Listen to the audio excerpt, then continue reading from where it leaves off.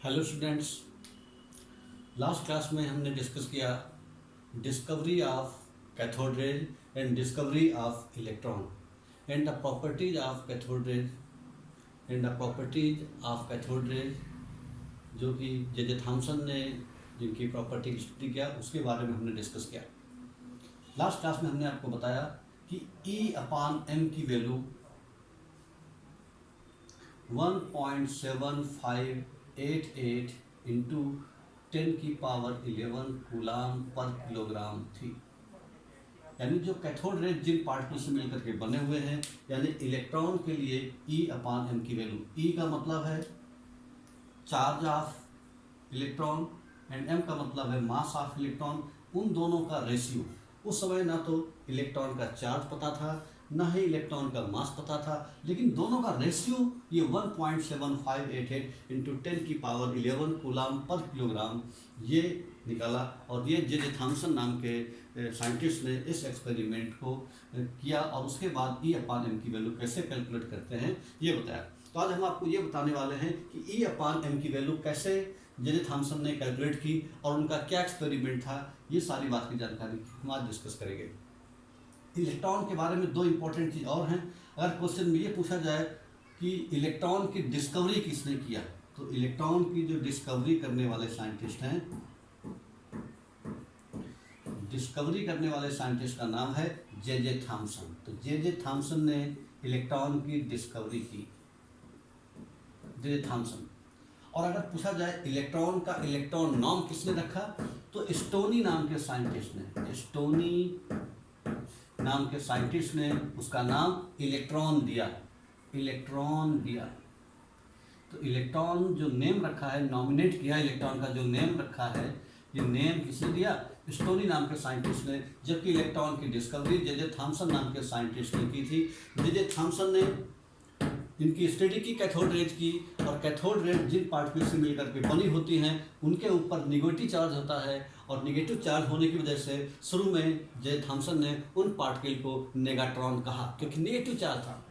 लेकिन स्टोनी नाम के साइंटिस्ट ने उन्हीं नेगाट्रॉन को बाद में इलेक्ट्रॉन नाम दिया। तो अगर क्वेश्चन पूछा जाए इलेक्ट्रॉन नाम किसने दिया, तो हमें आंसर देना है स्टोनी नाम के साइंटिस्ट ने। इलेक्ट्रॉन की डिस्कवरी किसने की, जे थॉमसन नाम के साइंटिस्ट ने। यह बात आपको ध्यान में रखना है। तो आज हम सीखेंगे कि किस तरीके से जे थॉमसन ने एक्सपेरिमेंट करके E/m की वैल्यू को कैलकुलेट करना बताया। तो आज हम इसके बारे में सीखने जा रहे हैं E/m की वैल्यू किस तरीके से उन्होंने कैलकुलेट की। तो जे थॉमसन नाम के साइंटिस्ट ने, जे थॉमसन नाम के साइंटिस्ट ने 1897 में एक एक्सपेरिमेंट के थ्रू E/m की वैल्यू को कैलकुलेट करने बताया। तो उन्होंने क्या किया, एक प्रकार का जो एक्सपेरिमेंट किया उसका डायग्राम हम बनाते हैं इसमें से।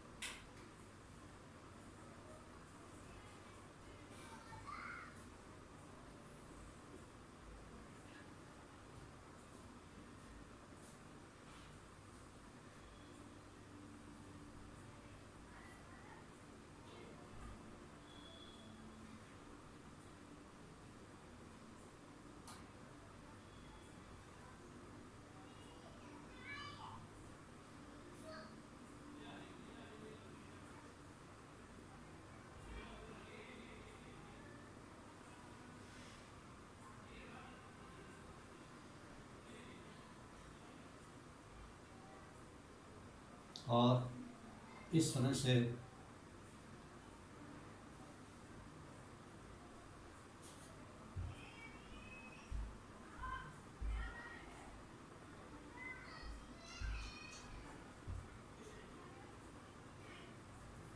ये कैथोड है, ये एनोड है, और यहाँ पर एक हाई वोल्टेज की बैटरी से अटैच करती है। हाई वोल्टेज यहाँ पर इन्होंने एक मैग्नेट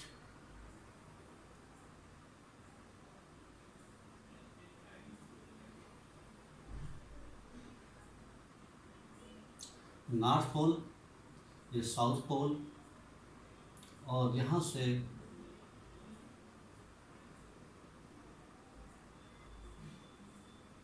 इलेक्ट्रिक फील्ड अप्लाई किया,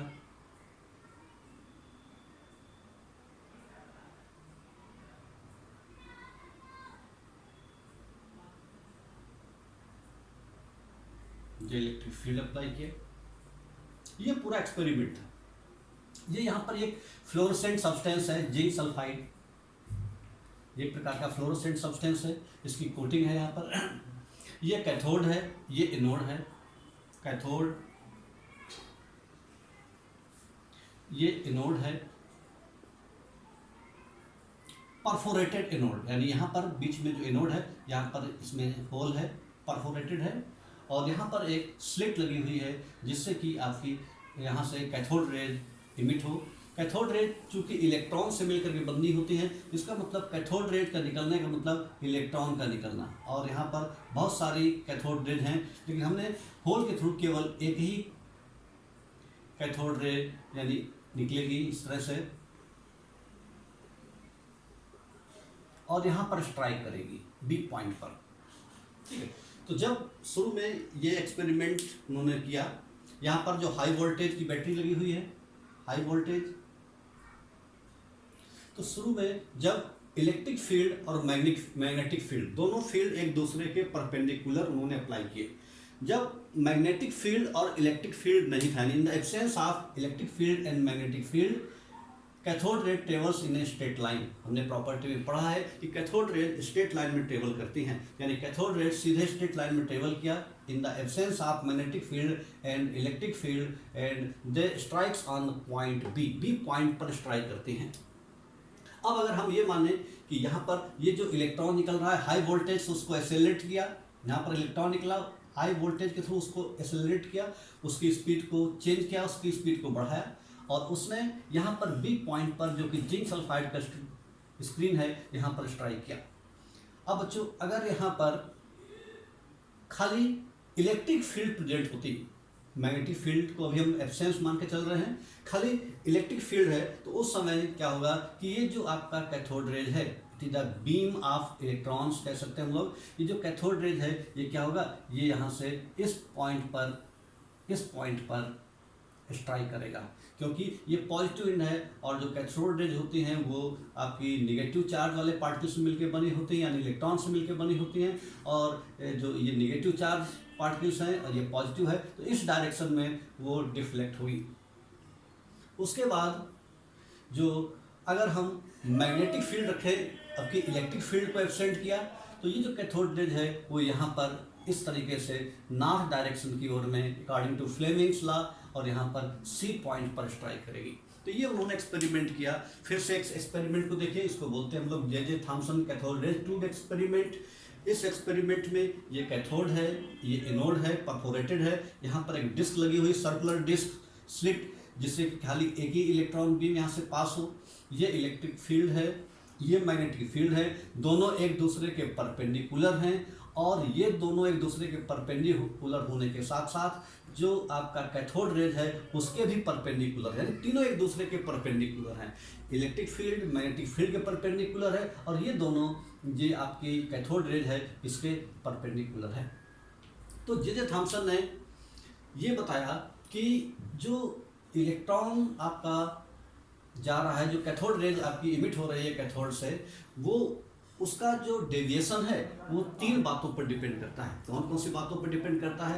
पहली बात बताया कि जो अमाउंट ऑफ डेविएशन है वो डिपेंड करता है negative charge of the particle, negative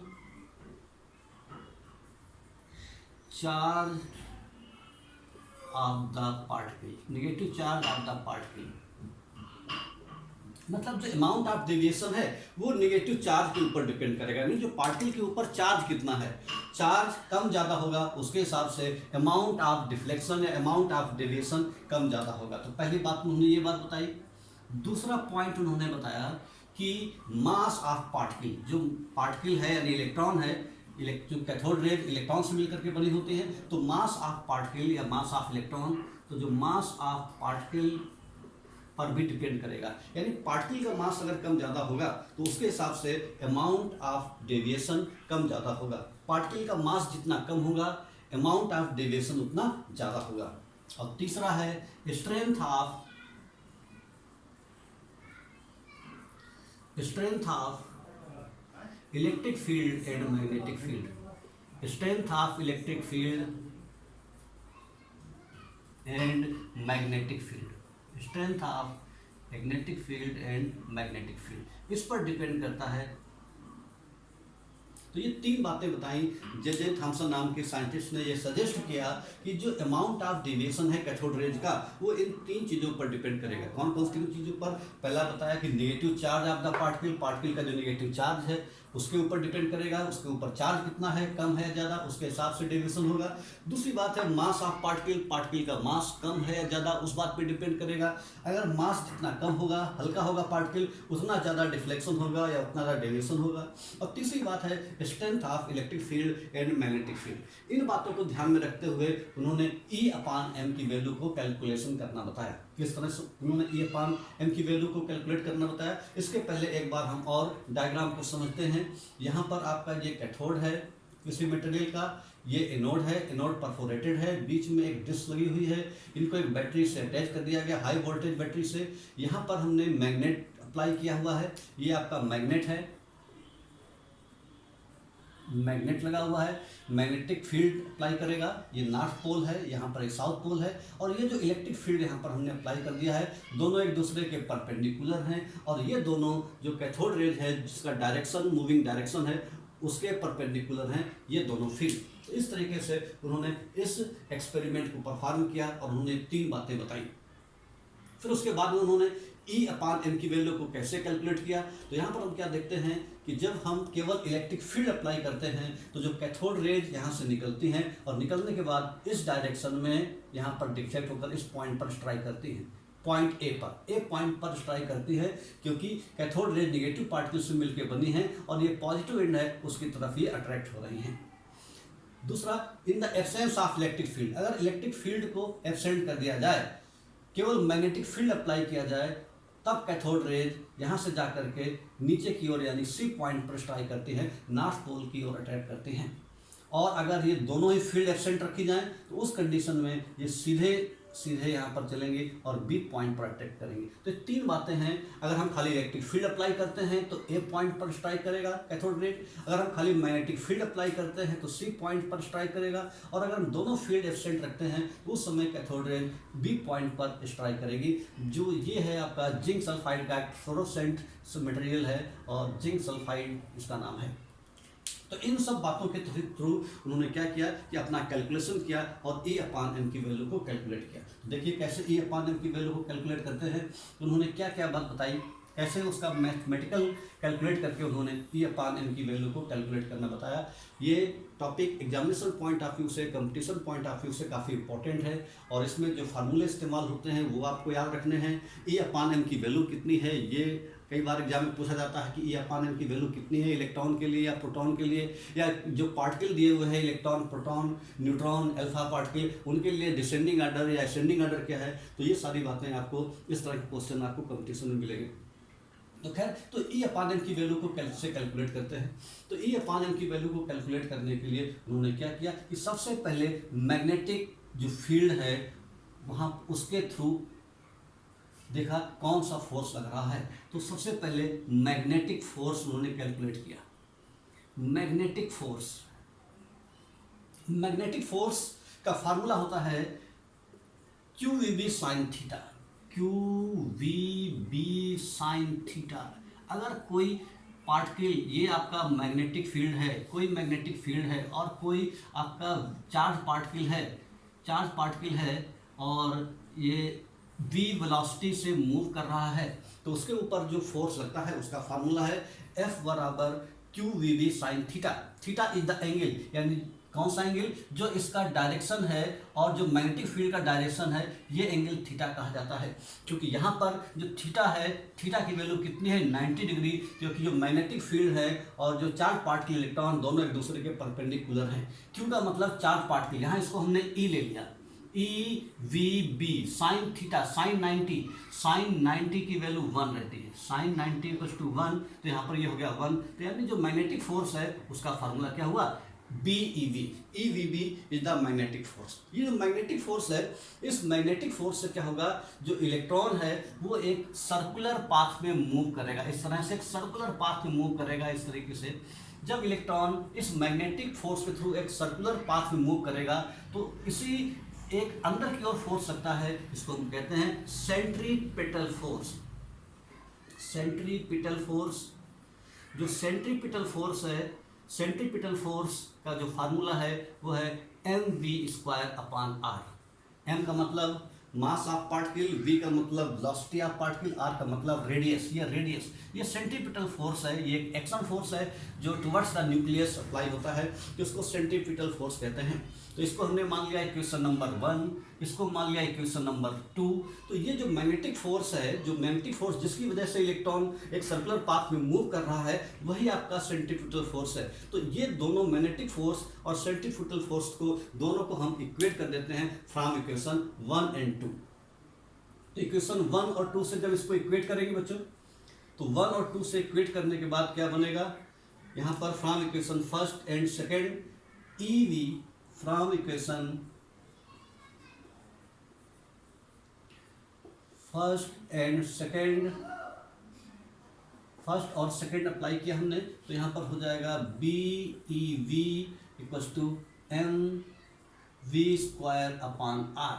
ये हमने v से v कैंसिल हुआ, तो ये हमारा बन गया b into e equals to mv/r।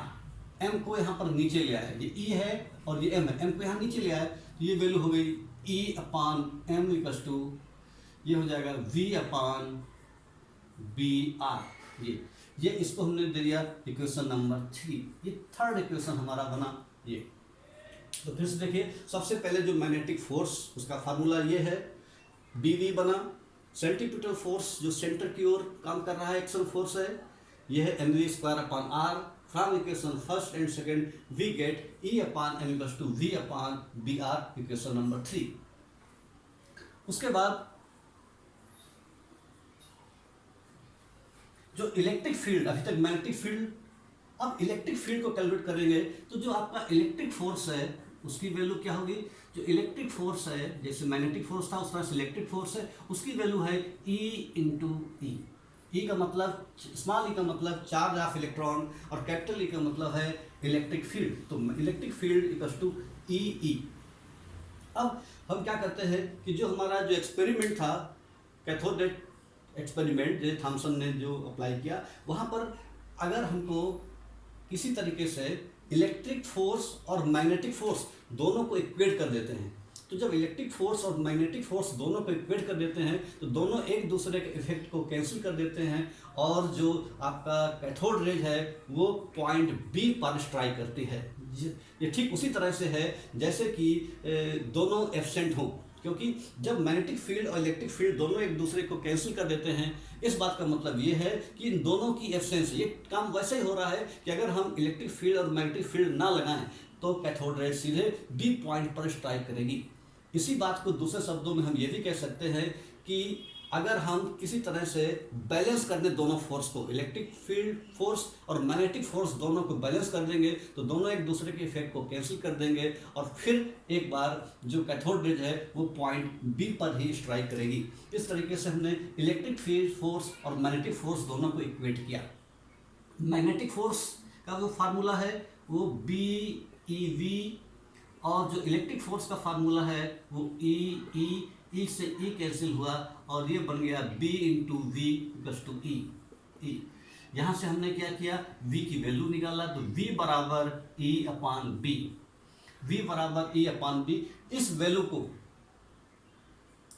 Value को हमने पुट किया इक्वेशन नंबर 3 में। नाउ